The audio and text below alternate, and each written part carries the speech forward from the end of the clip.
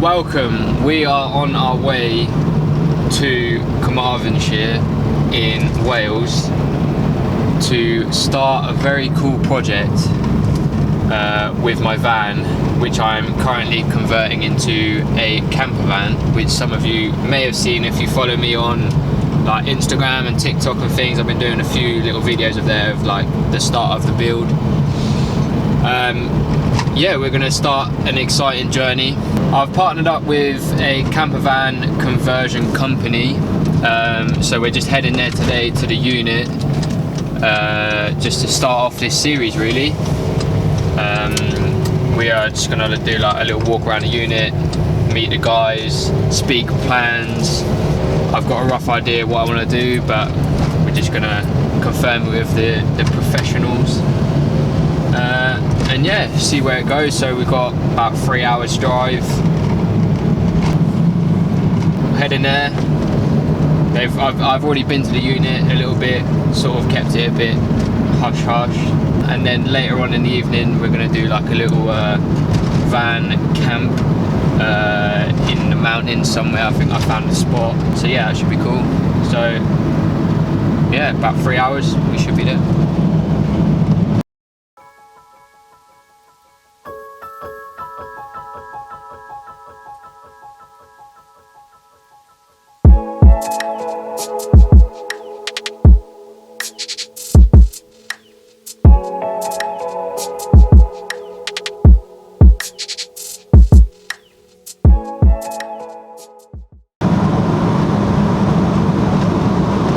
Just, as you've seen, crossed the bridge from England to Wales.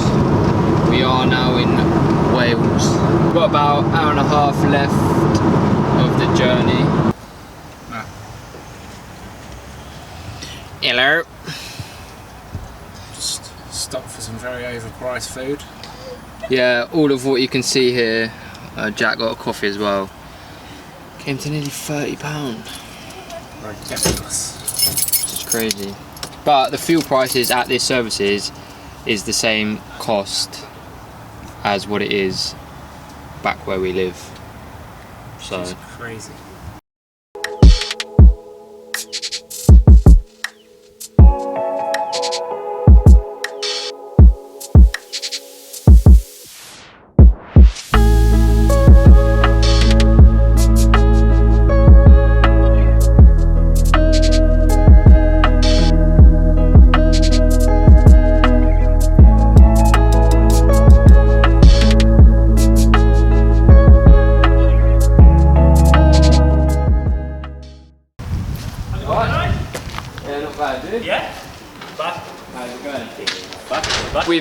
We just arrived at Cymru Camper Furniture. We're just in their unit, in Tom's unit. This is Tom, the proud owner of the company. Just to give a little bit of backstory for you guys, you know, how you started, where it sort of came from, the ideas and things. As most probably small companies start off, we started in the garage making camper furniture. Started very low key, low scale, just one for myself because I couldn't find one that fitted like a shuttle, which got all the plastics and stuff on there. So I made my own and then put it on Facebook as you do on the groups. And someone was like, love it, can you do one for mine? So I just did it again and it's just grown from there. Yeah, it has, literally. And I say it's a great success story for ourselves because I say my garage was the first one. We got a littler unit then really close to home, which made it easy to sort of go back and forth. So this is your second unit? Second actual big premises. So we still got the other one for storage and my garage is now just full of camper van bits that I've forgotten about. It's like, same as me for like bikes and stuff. Exactly. Probably got like wheels everywhere. Yeah, literally. But it's just, I say it's just gone from there. I say we like doing unique, different for every particular person. So we say it's bespoke, like say you'll have like a U shape or the bench seating. They'll all look similar, but you know, you'll have a cupboard there where there's a drawer there or you get something. To pick and choose. Exactly. Yeah, everybody gets their own thing and colours and it's also customizable and personalised. So hopefully we'll do the same for you. Yeah. I just wanted to give a bit more info here quickly. I started off this whole conversion journey to give myself the challenge of building it from start to finish and just to learn something new. I wanted to make clear that this is still the case. I'll still be getting hands-on and trying to do as much of the build as I can with the guidance from Tom when I need it. So yeah, back to the video. Yeah, well, I'm sure you will. Yeah. And it's family run, isn't it? Yeah. So it's myself and my brother. We sort of started it 2.5 years ago now, and then it's just grown now. And we've got my father-in-law, we've got my father, and we've got another chap then who we've always sort of been dealing with throughout the sort of van as we've been growing, and so it was ideal timing then when he could join us, and it's like, yeah, so you get a fair bit of banter. Cool. Yeah, no, it's a very cool unit. And it's plenty of space, and I'd say we got, like, when we were moving from the small one where we were all sort of shoeboxed in, it's like the bigger one, let's get a plan, let's get some sort of organisation. So we kind of like, as your van comes in, it's like conversion section by here, and then we've got this side then is all furniture section then where everything sort of comes to life. So as you can probably see, we're kind of running out of room again. I could do with another unit if I had the chance, but you've got to work with what you've got, and that's why I excuse the mess as we're walking around, and I'll tell you about taking loads of tools and stuff to jump over. Sure, we'll have a little walk around, you can try some stuff. Cool. So this is sort of, I guess, the first sort of section? Exactly, yeah, so this is the stage that you've been doing yourself for a couple of videos now. This is your area. This is where the van goes from like a panel van, it just gets absolutely cut out. Yeah, all the old rubbish ripped out, probably a ton bag worth of rubbish on the floor, all brushed out. All the vans are exactly the same, it's always the same story. But so this is the first sort of stage where the messy stuff happens, really. Carpeting, all the inside. Exactly, carpet lining, sound deadening. So this is our bay, essentially. It doesn't really look like a divided, but this is the bay where all that sort of work happens, which after we've now got the room to have a ramp, which means you pull the van up in the air, get a diesel heater and stuff under it. Yeah, cool. And you've done this today, haven't you?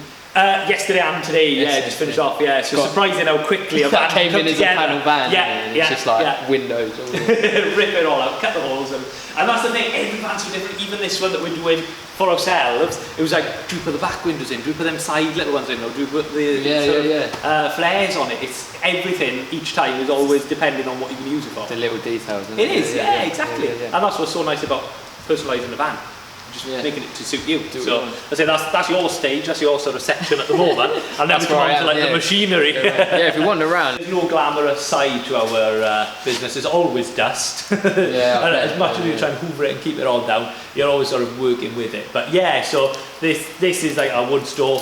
We only use birch plywood, so it's like 15mm birch. We keep that in stock, but we laminate in-house, so you can choose any colour you want, and we then apply it before it goes over to the big machine, which is unfortunately don't tell him, but he's been replaced in a couple of weeks now.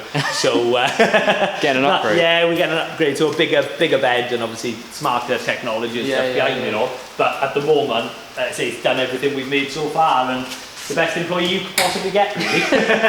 Doesn't answer back, much. If you have a power cut, they're no good, and little gremlins get in there all the time. But that's cool. You'll cut it without it. Well, that's it. So this is what they call like a spoil board. So because the bit has to go all the way through your wood, unfortunately, there's not that much tolerance between going all the way through and going through something else. So this gets cut up and then put a new one down every now and again to start again, basically. But we still we cut the big sheets with all the furniture, but then we also cut the oak. So you've got the solid oak for the worktops and the nice stuff. And it gives our furniture like that vibe of like kind of homely. Yeah, I was going to say, when I see the pictures and stuff of the conversions you do, it does look very homely and like almost very much kitchen worktop. That's it, exactly. Talk about the dust. It gets you straight away, doesn't it? To be put together, like a big jigsaw. So a lot of work is done in advance on the computer side of things, but here's where it actually gets physically turned from a flat pack to furniture, and that's the other thing that we do, so you've got a few sort of bits assembled. So I say this is like a kitchen on half, you've got the oak coming together, and it sort of looks almost very simple when they're all flat. It's just a couple of sides, couple of uprights, and away to go. But we only use like pocket hole securings in all of it. So it's a lot of manual labour where you could just sort of get the machine to put all holes and stuff in ready, but we like to kind of have that control afterwards. Because people can then upgrade them or change them, or like if you did want a fridge now and then you wanted a cupboard in the future, at least you can still work with it. Exactly. And then we've got like a massive kitchen, so this is like for a long wheelbase, but you're probably going to prioritise seating space and storage rather than kitchen and cooking space in yours, isn't it? See all the heating. That one's not straight, it'll be the first comment. Section, I guess, where they're all sort of built up and then sort This of is ready it. to go in. Ready looking for their new home, or well, I say everything's got a home already. It's just waiting for the new owners to come pick them up. Yeah. But they're normally very quick. Once we phone somebody, tell them their units are ready, they're down the street. So this is. They all sort of go like Tetris and get sort of stacked up together. Luckily, there's a variety of colours, so you can kind of make out whose is what. It's quite a few lots. If everyone went for black, God knows what we'd be putting in each van. They'd be like, that's it. We'd have to get a bit more organised again then. And then on top of this, then we got the Mez, which is again using more storage. I think we've got all our stores. So many components. That's the other thing you don't realise is how many bits you go through all the time, and trying to stay on top of it all whilst trying to build and it's a good job we've got a good team. I was gonna say, you're always on it 24/7. Yeah, you are. Yeah, you're always thinking, and then you forget about the bank holidays and stuff. And then I should have ordered that part. I bet. Like you rely on postage so much. Yeah, so then up there you got sort of insulation, carpet, and insulation. Yeah, up there is sort of our half clean room as well. So we do the cushions and also the carpeting for the ply stuff. We do up there. Yeah, so you do all the furniture. You do cushions in? Yeah, in-house, because as you can probably imagine, every van is cut a little bit different. Of course, every layout is a bit different. We've never really found anyone that we could work with to do so many different setups. It's not like a one-size-fits-all. Yeah, exactly. So we keep all that in-house. So my mother and my wife does the sewing side of things as well. And so, no way, that's cool. Keeps us all busy. Sometimes it's good and bad. Me again. We accidentally jumped forward a little bit in this section. We started talking about electrics, and Tom showed us through the ranges of different power banks you can have and different ways to just sort of power the interior of the van. Yeah, you've got your battery, but then you have a couple of cables coming off that. Devices you've got plugged into it, and then you've got a couple of sockets by here. These are the ones that the van battery will connect to. So we've got positive and negative in there. It's got a built-in battery charger, so it'll charge while you're driving. And then when you're ready to chuck this in the awning or something, it's a bit of a wait. You have to go to the gym to keep up with it. But just unplug it, and you can take it. So you can put it in your new van, give it to your mates. I wouldn't trust them, but give it to your mates. When we have power cuts, we run the CNC. This is the one. This is why it's covered in dust. So no way. Yeah, when they're like installing, because when we moved here, it was like second week in or something. National Grid sent a letter out. They're doing upgrades to the system. So they brought generators, but they kept on going off and on. I was like, we can't stop halfway through. So we was using them then in the end. So they were in the box there. So cables going into that for your smart charger. It's then pre-fused, so you'd have to have a fuse board going from there. And then every one of these has all got wiring going to it. The kill switch has got separate wiring. So you're saving, well, not saving because it is still in there, but so pretty much just cut off the whole back. it's a proper bulkhead. Probably about like 60 or 70 deep. Yeah. Were you going to twist the handlebars? That's the biggest thing. Yeah, as long as you're happy to twist the bars, you're alright. Pretty much, because it's obviously a long wheel, but it gives you a bit, like an extra 2 foot, something like that? Yeah, about 30, pretty 40 much, centimetres. just cutting that off. Yeah. And then on the other side, sort of just kind of a short wheelbase sort of set up. Yeah. Wow. It's got a bit of everything in there as well, hasn't it? Yeah, so, I mean, it's just, that's sort of like the plan the layout, and that's in the Transporter anyway, isn't it? Yeah. But then looking at it, it's probably with the pull-up kitchen as well. Wow. Okay, so a fixed bed? So this, fixed. What's it before? Yeah. And then these are sort of a seating area, but this slides out. Okay. So it's a smaller than normal bed. Yeah, so the seats are part of the bed. Yeah.